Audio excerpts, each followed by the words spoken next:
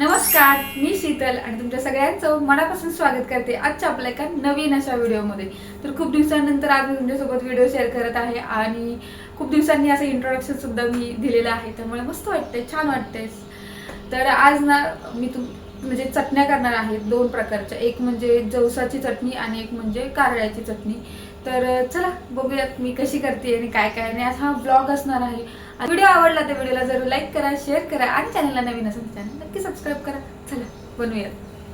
चटणीचं साहित्य जे आहे ते मी एका ताटात असं काढून घेतलेलं आहे आणि ज्याशिवाय चटणी होऊच शकत नाही, ह्या चटणीमधला सगळ्यात मेन पदार्थ आहे तो म्हणजे जवस. त्याला बरेच जण आळशी असं सुद्धा म्हटलं जातं आणि याच्यामध्ये बऱ्याचदा रेती असते, त्याच्यानंतर वाळू असते, त्याच्यामुळे व्यवस्थित स्वच्छ असं निवडून घ्यायचं आहे. त्यानंतर इथे घेतलेले आहेत मी कढीपत्ता, लसणाच्या पाकळ्या आणि आपल्याला ज्या लाल मिरच्या आहेत त्या घेतलेल्या आहेत. आता ह्या लाल मिरच्या बाजारातल्या नाही आहेत, आपल्या ज्या हिरव्या मिरच्यांमध्ये ज्या बऱ्याचदा लाल मिरच्या येतात त्या मी वाळवून घेतलेल्या आहेत. आणि हा लसूण आहे, हा दिसायला अगदी छोटूसा दिसत असेल पण हा खरंच खूप तिखट असतो आणि चांगला स्वाद आहे याला, कारण हा आहे गावाकडचा त्यामुळे. तर बस एवढ्या साहित्यांमध्येच आमच्याकडे जवसाची चटणी केली जाते. आता बऱ्याच जण याच्यामध्ये खोबरं घालतं पण आम्ही घालत नाही. तर चला बघूयात कशी करायची. तर इथे मी पॅन गरम करायला ठेवलेला आहे, तोपर्यंत आपण मस्त अशा गप्पा मारूयात. कारण हा काही नॉर्मल असा फक्त रेसिपी शूट व्हिडिओ नसणार आहे, हा आपला नॉर्मल असा गप्पा मारत असा मी व्हिडिओ करणार आहे. आणि खूप दिवसांपासून मला या चटण्या करायच्या होत्या, कारळ्याची आणि जवसाची. मी व्यवस्थित स्वच्छ दोन्ही करून ठेवलं होतं, पण मला ते तुमच्यासोबत शेअर करण्याची खूप इच्छा होती आणि त्यासाठी खूप टाइम लागणार होता. म्हटलं चला ज्या दिवशी टाइम असेल ना त्या दिवशी मस्त असा वेळ काढून तुमच्यासोबत सुद्धा शेअर करेल. आणि मेन म्हणजे मला खूप बोर झाले, म्हटलं काय करूयात, म्हणून चला ब्लॉग बनवूयात, म्हणजे छान गप्पाही होतील आणि माझं काम सुद्धा होईल. तर आता आपला तवा छान म्हणजे पॅन जो ठेवलाय तो गरम झालेला आहे. तर सुरुवातीला आपल्याला जवस भाजून घ्यायचा आहे, तर आपण जवस भाजून घेऊ. तर तुम्हाला दिसण्यासाठी मी थोडंसं ऍडजस्ट करते. ओके, हां दिसतंय. आपण लाईट लावूया. हां ओके, आता थोडंसं जास्त छान क्लिअर दिसते ना. चला आता आपण सुरुवात करूया. तर हा 1 वाटी जवस आहे तो आपण भाजून घेऊया. तर बारीकच ठेवलेला आहे. बरं, तुमच्याकडे या चटणीला काय म्हटलं जातं किंवा तुमच्याकडे कशा पद्धतीची ही चटणी केली जाते त्याची रेसिपी मला खाली कमेंट बॉक्समध्ये नक्की सांगा. म्हणजे नेक्स्ट टाइम मी जेव्हा कधी करेल तेव्हा तशा पद्धतीची मी चटणी करेल आणि ज्यांनी कोणी मला रेसिपी सांगितली आहे त्यांचं नाव सुद्धा मी नक्की मेन्शन करेल. म्हणजे निवडणं, कारण एकदम बारीक आहे त्यामुळे अतिशय असं बारीकाईने बघावं लागतं आणि मग बऱ्याचदा डोकं दुखतं, खूप बोर होतं, म्हणून नकोसं वाटतं. पण खायला मात्र एकदम टेस्टी लागतं. बारीक गॅसवरती सतत हलवत राहायचं म्हणजे जळायला नको. ते चटचट असं आवाज यायला लागलाय, तुम्ही ऐकू शकता. तर अजून थोडासा आवाज यायला लागला की मग काढून घेऊयात आणि मग मिरच्या आणि लसूण सुद्धा आपण भाजून घेऊयात. भाजून घेतल्याने एक तर त्याची चव पण वाढते, त्याचबरोबर ते टिकून राहतं, कारण त्याच्यामधलं बऱ्याचदा पाणी वगैरे सगळं निघून गेलेलं असतं. त्यामुळे बघा आता वाढलाय ना आवाज. बस आता या स्टेजला आपण गॅस बघा आवाज येतोय ना. म्हणजे आता परफेक्ट भाजलेले आहेत. आता आपण ताटात काढून घेऊया.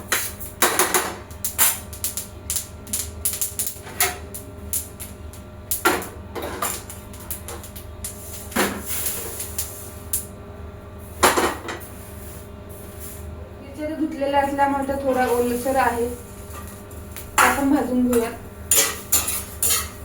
आणि लसूण सुद्धा थोडासा भाजला चव छान आहे.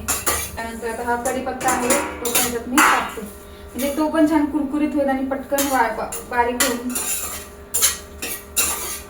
आपल्या मिरच्या आणि लसूण आणि कढीपत्ता छान हे झालेला आहे, भाजून झालेला आहे. तुम्हाला बॅक कॅमेऱ्याने दाखवते मी कसं भाजलेलं आहे. तुम्हाला असं व्यवस्थित दिसत नसेल, असं व्यवस्थित डाग येऊपर्यंत मी भाजून घेतलेलं आहे. आता हे मिरची, लसूण आणि आपलं जवस हे थंड होते तोपर्यंत आपण काय करूयात, कारळ्या आहेत त्याची तयारी करूयात.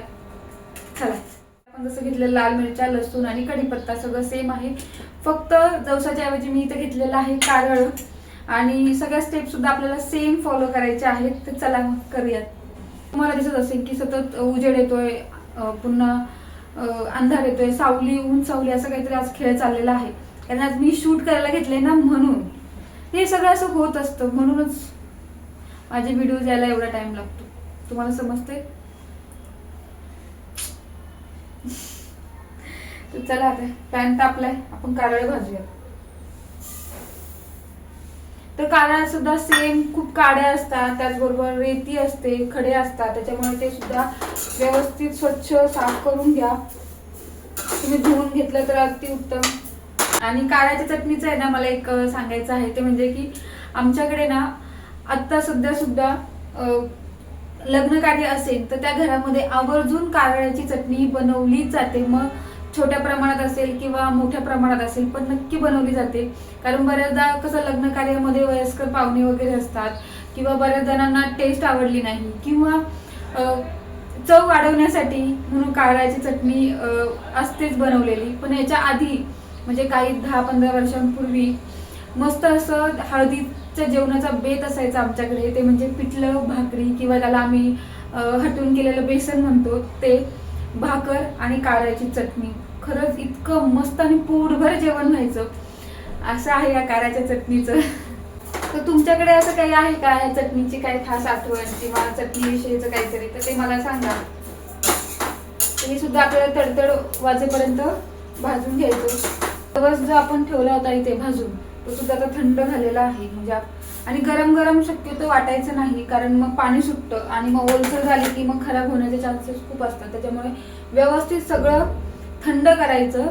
चटणी वाटून झाल्यानंतर सुद्धा मिक्सरमधून आपल्याला व्यवस्थित अशी थंड करून घ्यायची आणि मग ती बरणीमध्ये किंवा डब्यामध्ये भरून ठेवायची. म्हणजे त्याला ओलावा पाणी सुटत नाही आणि मग लवकर खराब होत नाही. कमीत कमी 1-2 महिने तरी आपल्या ह्या व्यवस्थित अशा चटण्या राहतात जर आपण व्यवस्थित केल्या तर. त्याच्यामुळे मिक्सरचं भांडं वगैरे सुद्धा व्यवस्थित असं स्वच्छ कपड्याने वगैरे पुसून घ्यायचं, किंवा कोरडं असलं पाहिजे. तर कारळ भाजून झालंच आहे. त्याच्यानंतर आता आपलं मिरच्या सुद्धा छान भाजून झालेल्या आहेत. आता गॅस बंद करूयात आणि आता हे सुद्धा व्यवस्थित असं थंड करून घेऊयात. तर हे जे कारळ आहे ते आता मी व्यवस्थित असं पसरून ठेवते, म्हणजे पटकन थंड होईल. आणि मिरच्या सुद्धा मी एका याच्यात काढून घेते आणि थंड करून घेते. फॅन लावते आणि म्हणजे थंड करते, म्हणजे पटकन थंड होईल. तर किचनमध्ये आता मी फॅन लावून व्यवस्थित असं थंड व्हायला ठेवलेलं आहे. तर मला तुम्हाला एक विचारायचं होतं, जसं मी कारळ्याची चटणी आणि जवसाची चटणी तुमच्यासोबत शेअर करते, तसंच तुम्हाला अजून कोणत्या रेसिपीज बघायला आवडतील आणि मस्त आपण अशा छान गप्पा मारूयात. तुम्ही कमेंट्समध्ये गप्पा मारा, त्याच्या प्रश्नांची उत्तरं मी व्हिडिओमध्ये देत जाईन. असं मस्त आपण गप्पा मारत मारत काही रेसिपीज शूट करूयात असं माझ्या डोक्यात आहे. जर तुम्हाला ही आयडिया कशी वाटते ते मला सांगा. आणि तुम्हाला काही सजेशन द्यायचं असेल, अजून काही वेगवेगळे विषयांचे व्हिडिओज हवे असतील तर ते पण सांगा. आणि प्लीज व्हिडिओला लवकर सबस्क्राईब करा, लाईक करा, शेअर करा. कारण आपल्याला लवकरात लवकर 1000 सबस्क्रायबरचा जो टप्पा आहे तो गाठायचा आहे. आणि आय होप सो ते तुम्ही मला मदत कराल, मला मोटिवेट कराल. आणि मला मोटिवेशन फक्त तुम्ही व्हिडिओजला छान रिस्पॉन्स दिल्यानंतरच येऊ शकतं, बरोबर की नाही? मग करा सबस्क्राईब, करा लाईक. चला, बाय द वे आता माझं जेवण वगैरे झालेलं आहे आणि दुपारचे 2:30 वाजलेले आहेत. तर भरपूर असा टाइमपास करून झालेला आहे, कारण हे सगळं मिश्रण थंड होत होतं. तर आता हे व्यवस्थित थंड झालेलं आहे. तर आपण सुरुवात जवसाच्या चटणीपासून करूया. तर सुरुवातीला आपण हे जे पहिले मिरच्या, लसूण आणि कढीपत्ता आहे ते वाटून घेऊया. मग जवस टाकूया त्याच्यामध्ये. त्या चवीनुसार आपल्याला मीठ टाकून घ्यायचं आहे. आणि तिखट तुम्ही तुमच्या आवडीनुसार करू शकता. ते इथे मी सुरुवातीला 2 चमचे टाकते, नंतर मी टेस्ट करेल. जर मला वाटलं तर मी टाकेल. सध्या 2 चमचे ठीक होईल. आणि आता आपण हे वाटून घेऊ. अशा पद्धतीचं हे वाटून झालेलं आहे. ठसका येतोय कारण मिरच्या वाटल्यात ना त्याच्यामुळे. आणि जसं मी म्हटलं की हिरव्या मिरचीतला असल्यामुळे चांगल्या तिखट आहे. आता आपण याच्यामध्ये टाकूया जवस. जाड बारीक अशा पद्धतीने वाटून घ्यायचं आहे, म्हणजे खूप बारीक असं भुगा करायचा नाहीये. तर आता वाटूयात.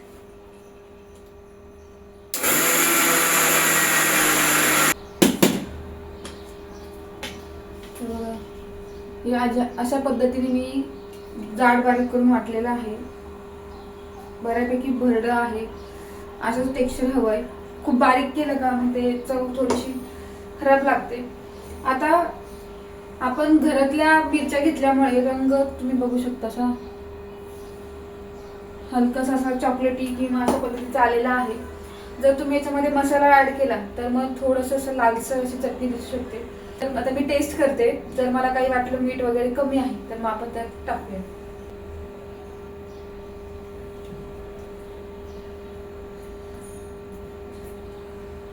कमी वाटतंय तर मी मीठ टाकते चमचाभर अजून.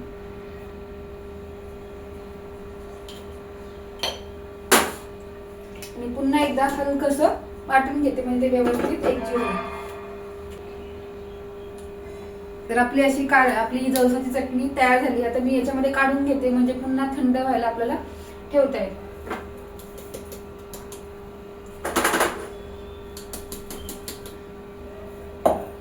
हेच भांड वापरणार आहे कारळ्याच्या चटणीसाठी. याच्यामध्ये असं बारीक झालंय. आता मीठ टाकूया त्याच्यामध्ये सुद्धा. मी सुरुवातीला मोठे 2 चमचे असं भरून असं एकदम सपाट नाही असं फुल भरून 2 चमचे टाकते. मला वाटलं की मी पुन्हा ऍड करेन कारण एकदा माझ्याकडून असं झालं होतं की जास्तच मीठ झालं होतं. त्याच्यामुळे मग अंदाज घेत केलेलं कधी चांगलं. तर आपली कारळ्याची चटणी सुद्धा वाटून झालेली आहे. तोंडाला आता माझ्या पाणी सुटलंय. पण आता मी जेवण केलेलं असल्यामुळे आता मी जेवणातच टेस्ट केली असते. त्याच्यामध्ये मी त्याच्यामध्ये मीठ कमी होतं. त्याच्यामुळे मीठ पुन्हा जेवढं लागते तेवढं पुन्हा मीठ टाकलेलं आहे. आणि आता हे सुद्धा मी भांड्यात काढून घेते आणि थंड व्हायला ठेवते. इथे आपली जवसाची आणि कारळ्याची अशा दोन्ही चटण्या रेडी आहेत. तर जवसाच्या चटणीमध्ये तुम्हाला किंवा कारळ्याच्या चटणीमध्ये सुद्धा तुम्हाला अशा हलक्याशा अशा गुठळ्या दिसत असतील. तर याला स्वतःच असं तेल असतं त्यामुळे अशा गुठळ्या तयार होतात. आता तुम्हाला जर लाल मिरच्या टाकायच्या नसतील, तुम्हाला छान रंग हवा असेल ते चटण्यांसाठी तर तुम्ही लाल तिखट जे असतं ते तुम्ही वापरू शकता. पण आम्हाला लाल मिरच्यांच्याच आवडतात म्हणून मग आम्ही लाल मिरच्याच वापरलेल्या आहेत. लाल तिखट काय वापरलेलं नाही. कसं खायचं तर जेवताना असं थोडीशी घ्यायची, त्याच्यामध्ये थोडंसं वरून तेल टाकायचं. तेल आणि चटणी अशी व्यवस्थित मिक्स करायची आणि मग खायचं. मग त्याची टेस्ट एक नंबर लागते. तर तुम्ही सुद्धा या अशा दोन्ही प्रकारच्या चटण्या नक्की घरी ट्राय करा. त्याचबरोबर अजून काही तुमच्याकडे यासाठी सजेशन असेल तर ते मला सांगा. तर कसा वाटला व्हिडिओ ते खाली कमेंट बॉक्समध्ये नक्की सांगा. आणि व्हिडिओ आवडला असेल तर व्हिडिओला लाईक करा, शेअर करा आणि विसरायचं नाही आपल्याला 1000चा टप्पा पूर्ण करायचा आहे. त्यामुळे नक्की सबस्क्राईब करा. चला बाय.